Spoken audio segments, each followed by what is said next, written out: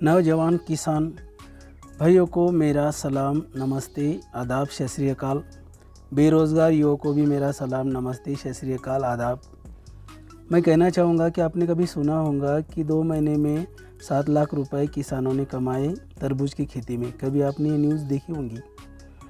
तरबूज खेती का कृषक के लिए कैसे वरदान है। महज 2 महीनों में किसान कैसे कमा सकता है 7 लाख रुपए, 3.5 लाख रुपए पर एकड़, कम समय और कम लागत से उगाई जाने वाली फसल। 2 महीने में कभी आपने सुना ही होगा, पर ये 2 महीने बोले तो 30 और 30 60 दिन और 25 दिन का रोप, कुल मिलाकर 60 और 70 दिन तक चलता है। ये कुल मिलाकर 2 महीने बोले तो जब से अपन ने लगाया उस दिन से लेके रोप का जो भी टाइम है वो छोड़कर इनकम निकाला जाने की ये सबसे अच्छी फसल होती है तरबूज की। और ये सब जानने के लिए पूरा वीडियो देखना ज़रूरी है। तो किसान भाइयों, आप समझ लीजिए कि अपनी इनकम जो है, अपना स्रोत कैसे बढ़ाने का, तो ये पूरी की पूरी जानकारी मैं आपको देने वाला हूँ। खेती कम समझने वाले को ये वीडियो देखना ज़रूरी है। खेती को बिजनेस के रूप में देखें। बिजनेस का रूप में मतलब खेती को बेचने का नहीं है, खेती को डेवलप करने का है। ये जानकारी कैसे लगी है मुझे बाद में बताना। तरबूज खेती कैसे और कमाई 2 महीने में 7 लाख रुपए कैसे निकाली गई होंगी, ये सब मैं अभी आपको बताऊंगा। यह तरबूज की खेती और तरबूज की खेती के लिए क्या किया, कौन सी कैटेगरी का इस्तेमाल किया। एक खेत में सागर किंग लगाया था और शुगर बेबी, ये भी कैटेगरी अच्छी है, पर सागर किंग मिला तो सागर किंग लगाया था। कॉमनली लोग जो है वो शुगर बेबी लगाते हैं और उसका वजन जो है औसत 5 से 5 केजी तक होता है। मिठास उसकी लाजवाब रहती है। और ये खेत में सागर किंग लगाया है, इसकी भी मिठास बहुत ही अच्छी है। एक बेल को आप लोग ज़्यादा से ज़्यादा देख सकते हैं फल आए हुए।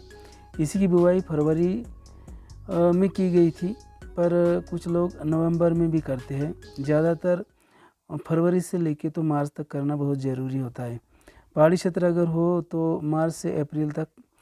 अभी रोप ये कैसे लगाया जाता, तो पॉलीथीन के छोटे छोटे बैग में मिट्टी भरकर बीज डाल देते हैं। मल्च की सहायता से खेती करने से क्या फ़ायदा होता है, तो जो गर्मियों में पानी का वाष्प होता है वो होना कम होता है पॉलीथीन के कारण।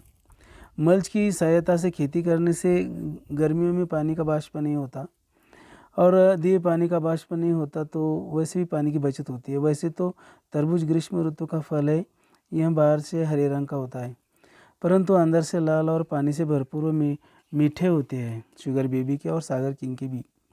इनकी फसल आमतौर पर गर्मी में तैयार होती है। पारंपरिक रूप से इन्हें गर्मी में खाना अच्छा माना जाता है। देखो भाई, अब जो मौसम है वो मौसम में आने वाली फल खाना अपने शरीर के लिए, अपने सेहत के लिए अच्छा होता है। तो ऐसा नहीं ठंडी में तरबूज खा लो। तो जबकि गर्मी के दिन है तो ज़्यादा से ज़्यादा उसी की फसल होती है, उसमें ज़्यादा इनकम होता है। तो पारंपरिक रूप से इन्हें गर्मी में खाना बहुत ही अच्छा माना जाता है, क्योंकि यह शरीर में पानी की कमी को पूरा करता है। कुछ स्रोत के अनुसार तरबूज रक्तचाप को संतुलित करता है, मीन्स ब्लड प्रेशर को कंट्रोल करता है और कई बीमारियों को भी दूर करता है। जब तरबूज के कुछ उन्नत किस्में इस प्रकार की है जो मैं बोलता हूँ कि शुगर बेबी यूएसए से बिलोंग करता है, यूनाइटेड स्टेट्स ऑफ अमेरिका से अपनी इंडिया में आया। एक तरबूज औसत भार 406 केजी का होता है। अगर 25 दिन का रोप लिया तो 2 महीने का फल मिलते हैं। किसान भाई ये बिल्कुल याद रखें कि आप जो भी रोप बोएंगे वो ज़्यादा से ज़्यादा 25 दिन के ऊपर का होना चाहिए। अगर कम दिन वाला रोप अगर लगाया तो कुछ रोप कामयाब नहीं होंगे और नुकसान होगा। ये बात हमेशा याद रखें कि रोप अच्छा हो, शुगर बेबी का हो या सागर किंग का हो, या और आपको जो पसंदीदा लगे वो, पर ज़्यादातर शुगर बेबी का इस्तेमाल करते हैं। अगर शुगर बेबी नहीं मिला तो न्यू हैम्पशायर मिडगट ये भी है, ये भी उन्नत किस्म का है। इसे तुम गृह वाटिका में लगा सकते हैं। जिनके पास खेती नहीं पर खाने को जी करता है तो अपने घर के ऊपर या बाहर गृह वाटिका में आप लगा सकते हैं। सबसे अच्छी कैटेगरी है न्यू हैम्पशायर मिडगट की, ज़्यादातर अक्सर यही लोग यूज़ करते हैं इसको। उसी की बात है कि पूसा बेदाना लगा सकते हैं। पूसा बेदाना ये भी एक किस्म अच्छी है। कई इसका विकास भारतीय अनुसंधान संस्था नई दिल्ली में इसे किया गया था। कि सबसे बड़ी विशेषता ये है कि इसके फलों में बीज नहीं होता। कभी आपने सुना होगा क्या, ये तो मुझे नहीं मालूम, पर ऐसा भी है कि पूसा बेदाना ये जो कैटेगरी है, अपन ने अक्सर देखा है कि तरबूज में बीज होते हैं। बीज खाने का कि वो तरबूज खाने का, क्या खाने का कुछ समझ में नहीं आता। कभी कभी तो इतने बीज होते हैं कि खाने को जी नहीं करता। पर ऐसा भी एक किस्म है पूसा बेदाना, उसमें बीज नहीं होते। अगर आपको मिला तो ज़रूर इसका इस्तेमाल करो, पर इनकम के लिए शुगर बीबी लगा दो या सागर किंग लगा दो। दुर्गापुर केसर ये भी एक किस्म है, कैटेगरी है। ये 10% मिठास होती है, मतलब ज़्यादा से ज़्यादा मिठास होती है। मतलब जो डायबिटीज़ वाले हैं उन्होंने इसको ज़्यादा खाना नहीं, वरना और डायबिटीज़ बढ़ जाएगा। इसलिए दुर्गापुर केसर ज़्यादा मिठास है। अर्का ज्योति ये भी एक है, और W19 मतलब W19 ये भी एक है। इसको गर्म और शुष्क क्षेत्र में लगा सकते हैं। इसी के चलते हम मधु, मिलन, मोहिनी ये भी किस्म है।